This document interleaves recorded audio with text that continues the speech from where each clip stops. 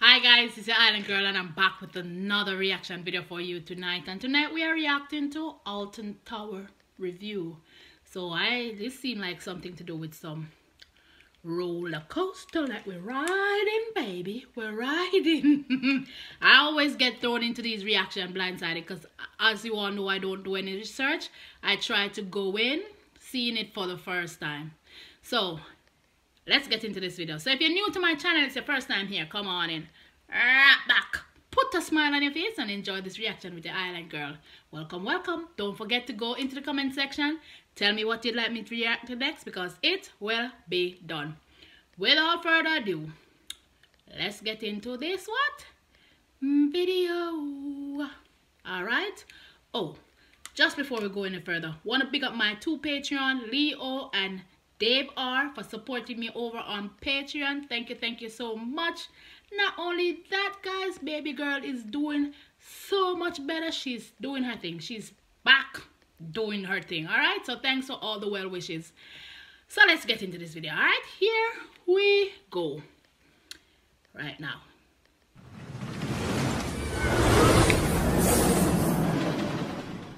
Alton Towers is arguably the best theme park in the United Kingdom. That is a beautiful castle right there. Wow. And I had heard so much about this place before I had the opportunity to visit, and so I was very excited when I knew that I was going to be coming here. And so right out of the bat, for my first time, I said I want to do 2 days here. I really want to spend some time to enjoy this park, see all they have to offer, and I have no regrets. Guys, Alton Towers is freaking awesome. This is going to be my full in-depth review. I'm going to talk about all you need to know if you're planning a trip here. Things that I liked, things that I didn't like. I will not be going too in-depth with any of the roller coasters because I will have separate reviews for them. I already have several out already from this park. But let's get into it. Alton Towers, everyone. So, first I want to talk about is... Okay, so we are talking about a park, an amusement park, from what I've seen in the picture so far. So here, I don't like rides. Just a side note, I don't like rides. The location of this place. It is in the middle of nowhere. And when I say nowhere, I mean it is not near a major city. In order to get to Alton Towers, you almost have to go through back roads and through a small village to get to the park entrance. There's no way around it. You're going through this small town, winding around these roads, and you're like, I guess there's a theme park around here somewhere. And because they can't build any of their rides above the tree line, you cannot see anything until you're already there. It is so crazy. And a lot of it just goes back to the history of this place, how it got to be what it is today. But because it's in the middle of nowhere, they have so much land. So much so that I was incredibly surprised when I walked in here that I was through the front entrance and I still couldn't see any rides. To get from one side of the park to the other by walking will take you a minimum of 15 minutes. That's crazy. And what's... Wow. Now, that's what I'm talking about. Not only what he just said, but look at the scenery of this place. It is beautiful. When I say beautiful, I mean beautiful. And you can tell this is a huge place, man. That's crazy. And what's even crazier than that is you probably won't pass any other rides to get there. In the middle of this park is the gardens. It is this massive area that goes way the heck down there. Everything is terraced. There aren't any rides anywhere close to that. They aren't even allowed to build down there. And that's what I mean when I'm talking about the history of this place. Because that centerpiece, the towers, that Alton Towers is named after, that's a real-life castle. They aren't allowed to touch that. And so as a result, none of the rides are anywhere near that. The only exception is Hex, which makes you think you're in the castle, but they're smart. They had the entrance be at the castle, but the actual ride is in a separate building. Very clever on their part. But going back to the gardens, they do have... Now that is awesome. That is pretty cool. I would do that if I were... Well, yeah, I would definitely do. That is amazing. It is beautiful. It is just awesome. I know I'm pausing, but I can't help myself. Wow. A sky ride so that you can avoid that. However, when we went, the sky ride was down, which meant going from let's say X sector to Forbidden Valley, it's gonna be a pretty big walk. So if you visit here, there's a good chance you'll see the gardens, but it's a whole nother thing to actually go down into them. I did not even touch that because I knew if I went down there, I would probably get lost and I wouldn't be able to find my way back. But anyways, I'm getting ahead of myself. So after you've parked your car, you're gonna board a monorail. It is impossible to walk from the parking lot to the front entrance. You have to take this monorail. And that right there, to me, is what really makes this feel like a resort. Because they kind of make it feel exclusive. It's so far away that you can't even get there by walking. You know, it makes it feel remote. So you get on this monorail and it takes you through the park. You're passing over Nemesis, you see Galactica, and then you get to your front entrance, Tower Street. That's that iconic entrance where you have the old double corkscrew right in front of it. So cool. Honestly, one of my favorite park entrances. Before I get in depth into some of the areas, let's talk about park hours. This park drove me crazy with the hours they operated. Holy crap, why do they close at 4 o'clock most days? That is insane. Probably the early... You close at 4 o'clock. That's when people are about to enjoy themselves.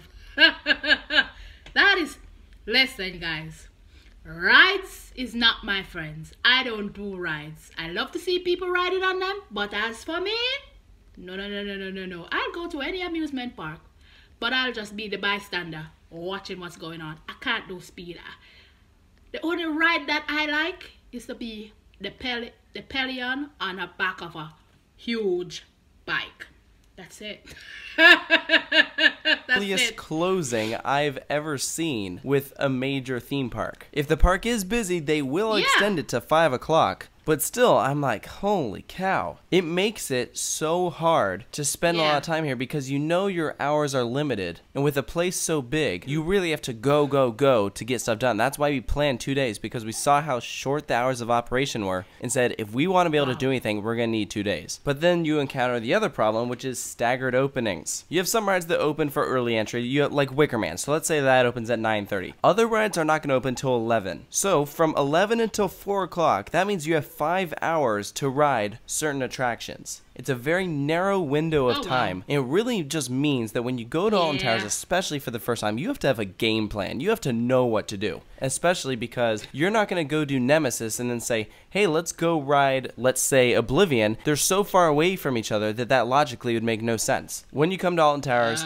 you have to know what you're going to do. So we hit Wicker Man first thing, and then headed over to X Sector to hit Oblivion. By then, Smiler already had a pretty long wait, and so we said, okay, we'll do that right before the park closes. So then we went over, did Rita, 13, and then made our way over to Forbidden Valley. And when I talk about that, obviously my main focus is... These rides are something else, aren't they? Oh, my child just... my child just walk in and walk out. These rides look amazing. And I'm telling you, it really looked good. But, sheesh, no boy. Is the roller coasters. If you are looking to do a lot of the other attractions, then you have to work that in too. Like, they have Duel, which is the shooting dark ride. It actually used to be a regular dark ride, but then they converted it, and so it's got this castle theme, and it's okay. I'd say it's worth doing at some point. I mentioned Hex earlier. That's a Vekoma madhouse and probably the best of its kind. Really cool with this iconic story. There's a few others, like you have the Blade, which is your Viking ship. But I felt like that was something that the park could improve on, especially when Thorpe Park has so many thrilling flat rides. So I want to discuss the theme a bit. You've heard... I'll be in the ship. I can go up. I can go down. I can go up. And I can go down. As long as I'm not going up and around and around and around and spinning up, I'm good. So guess what? They don't have to do no better on that one.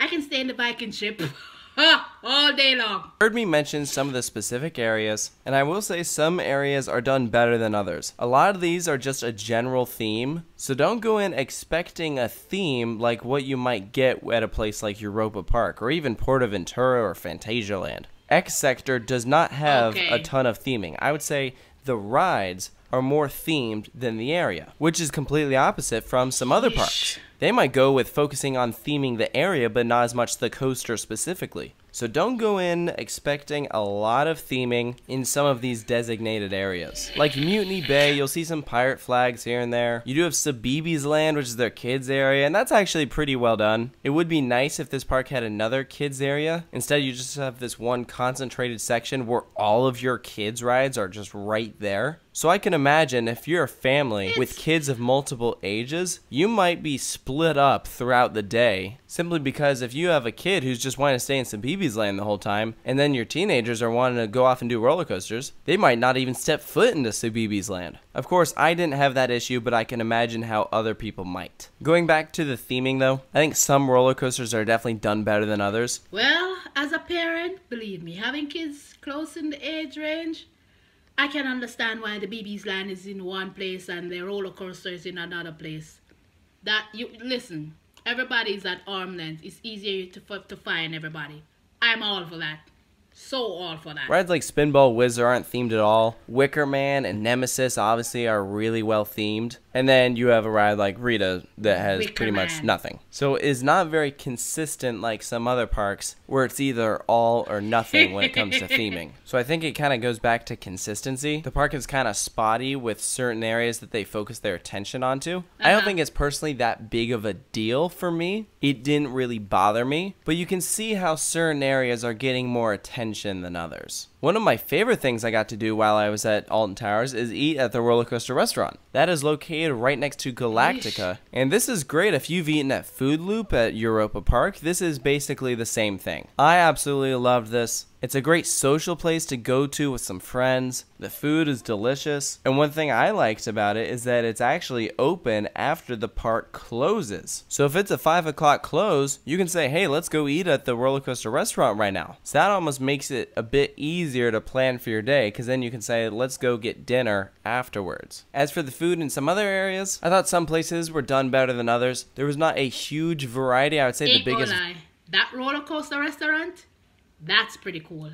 That's amazing. Just sitting and looking at it, the whole idea, how they get the food around and how they do what they do, that is pretty cool. I can sit and watch that all day long. And I know kids definitely would love stuff like that.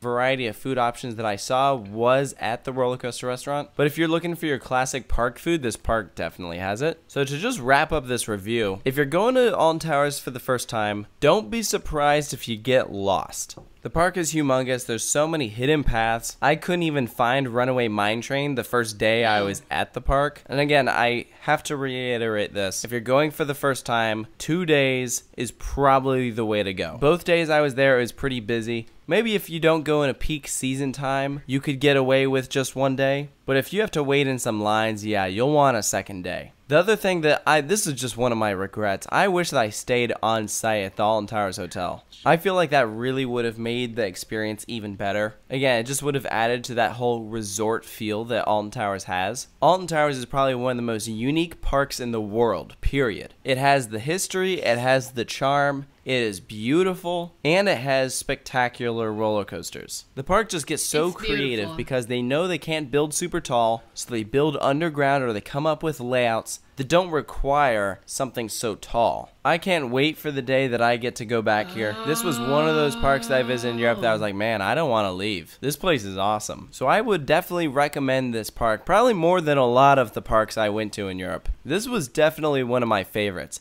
In some ways, I liked this place more than Europa Park. Definitely not for the theming, although it is cool that Alton Towers has a lot of those dark themes. So if you're a fan of roller coasters and theme parks, definitely plan on visiting Alton Towers someday. It is not perfect, but they are not so big and distracting to me that it ruined the rest of the experience. There are way more positives about this place than negatives. But I want to hear from you guys. If you've been Alton Towers, what you think of it, if you agree with my thoughts, let me know all that down in the comments below. And of course, stay tuned for more park reviews. I've still got more coming here at Coaster Studios. Thank you for watching, and I'll see you next time.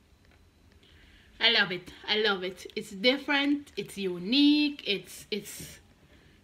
And I like the way that they're built. They're not so ostentatious. They're just, just simple but unique in their own little way.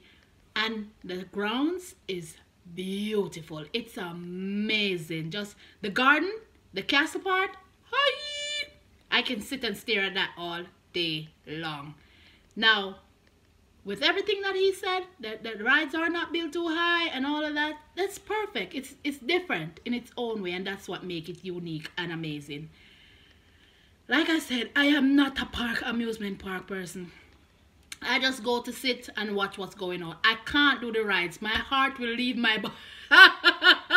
My heart will leave my body. I can't. I just can't. I tried it and I was losing my mind. Like, no.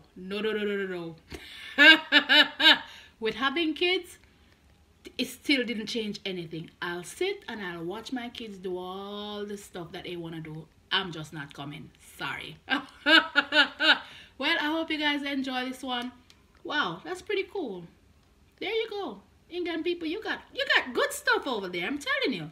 You guys got the real good stuff. It's the Island Girl and I'm skedaddling out of here. Go in the comment section. Tell me what you'd like me to react to next because it will be done. Last but not least, do a rock back. Relax, put a smile on your face and enjoy these reactions with the Island Girl. If you guys want to follow me on Patreon, the link is in the description below. Alright guys, love you guys and I'll see you guys in another video. Bye.